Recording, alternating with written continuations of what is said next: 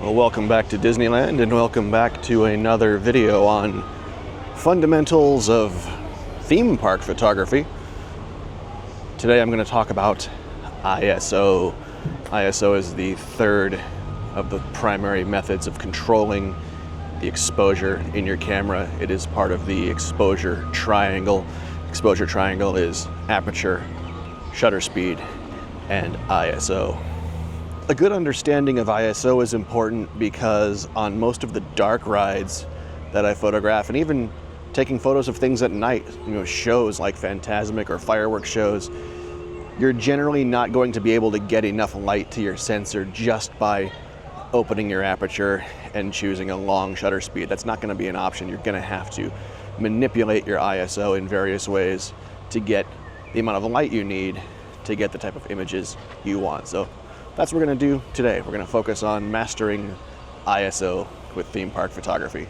So what does the term ISO actually stands for? It sounds like an acronym, and it is. And it's not an acronym for a setting on your camera. It actually stands for the International Standards Organization. This dates back to the days of film when the ISO regulated all the film manufacturers so that all of their films had consistent sensitivity from one brand to another. So if I was shooting Kodak 400 speed film and then I switched to Fuji 400 speed film for whatever reason, I could be assured that that film would be as sensitive as all of the other 400 speed films in that format.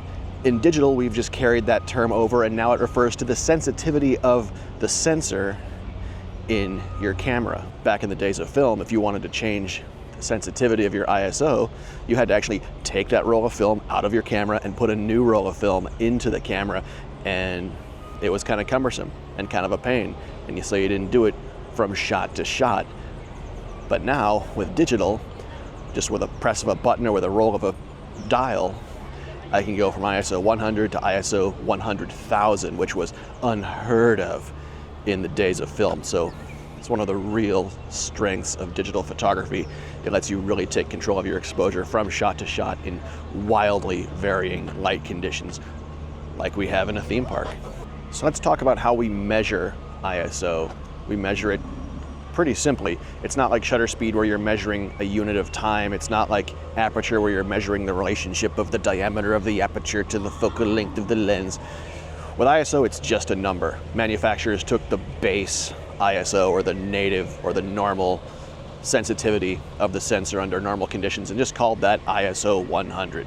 Real simple. And then as you make your sensor more sensitive, as you increase the ISO, just the number goes up. So ISO 200 lets in more light than ISO 100. ISO 800 lets in a lot more light than ISO 200. Number goes up, lets in more light. Number goes down, the sensor is less sensitive. Pretty simple. So let's look at an example here on the back of the screen. So I've got just a composition here, nothing special, just something to show an example. And we can see here this composition looks fairly dark. You can see my shutter speed is 1/250th of a second. My aperture is f6.3. My ISO is currently set to 200, which is the base ISO for this particular camera, actually for most Olympus cameras. My aperture is open as wide as it'll go. I can't open it anymore. It maxes out at 6.3, so I can't let in more light by opening the aperture. My shutter speed is currently 1/250th. And let's say I need that shutter speed because I'm trying to freeze motion, and 1/250th is what's going to give me the crispness I need in my shot. But this image is still too dark. So the option I have, the only option I have to add light to this scene is to increase the ISO from 200 and watch how the scene gets brighter. So I go to ISO 400, that's letting in twice as much light.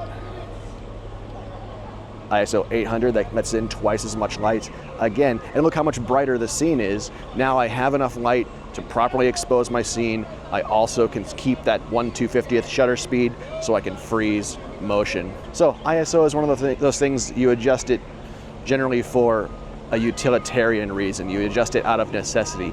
So I mentioned back there a moment ago that generally we try to keep our ISO as low as we can. The reason we do that is because, like all the other aspects of the exposure triangle, adjusting your ISO comes with a side effect. The side effect of increasing your ISO is more grain or more noise in your image. And this is the same as it was in film. Back in the old days of film, the more sensitive films, ISO 800s, ISO 1600s and higher if you could find it, were grainier and noisier because they had physically larger particles in the film emulsion to make the film more sensitive to light.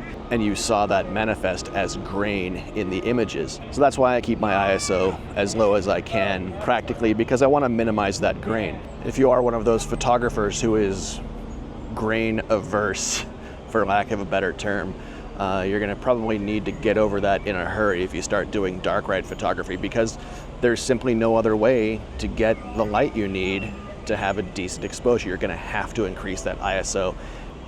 Modern cameras do really, really good. I do most of my work at ISO 6400 and higher. That's a value that was completely unfathomable 40 years ago, to think of a film speed that quick, and especially one that's as clean as the images I'm getting out of a tiny Micro Four Thirds sensor. If you really don't like grain, consider maybe getting a larger sensor, a full frame sensor, or go crazy and get a medium format sensor. Real clean images at really, really high ISOs. Generally, the bigger your sensor, all other things being equal, the cleaner the images at the same ISO. I think I've found a pretty decent compromise when it comes to increasing my ISO as much as necessary to get a clean shot, but also keeping it as low as reasonable when the situation warrants, and that is that most cameras now have an automatic ISO feature. Your camera will meter the scene and adjust your ISO up or down in real time to give you the kind of exposure that you need. It's way faster than adjusting it yourself. The camera can calculate your exposure hundreds of times a second. Let the camera do it for you. And on a lot of cameras, especially cameras like this one, you can actually go into the settings and tell the camera the maximum ISO you want it to choose when it's in that automatic setting. So let's say your camera doesn't look good above ISO 4000. You don't like the way ISO 4000 and higher shots go. You can go into the menu and tell the camera, sure, use automatic ISO, but only raise it up to 4000. And then your camera will just work in that range that you've defined to try to give you the best exposure. Try it out, experiment. This is one of those things you really need to experiment with, because it varies from camera to camera, and it varies with your particular individual taste when it comes to how much grain or how much noise is acceptable to you in that image. So just grab your gear, go out and shoot the kind of stuff you want to shoot, play around with high ISOs, shoot the same subject at different ISOs, load them all into your editing program of choice, and look at them on whatever medium you publish your photos. If you print them out, see how they look. You really have to experiment. This is a great way to get out and learn your craft and learn your camera. I'm working with a new camera today. It's my first trip out with this camera, so I am reshooting a lot of the stuff that I've gotten really comfortable shooting in the past, because I want to see how this new camera behaves. Does it look as clean at ISO 6400 as my old camera did? Does it look better?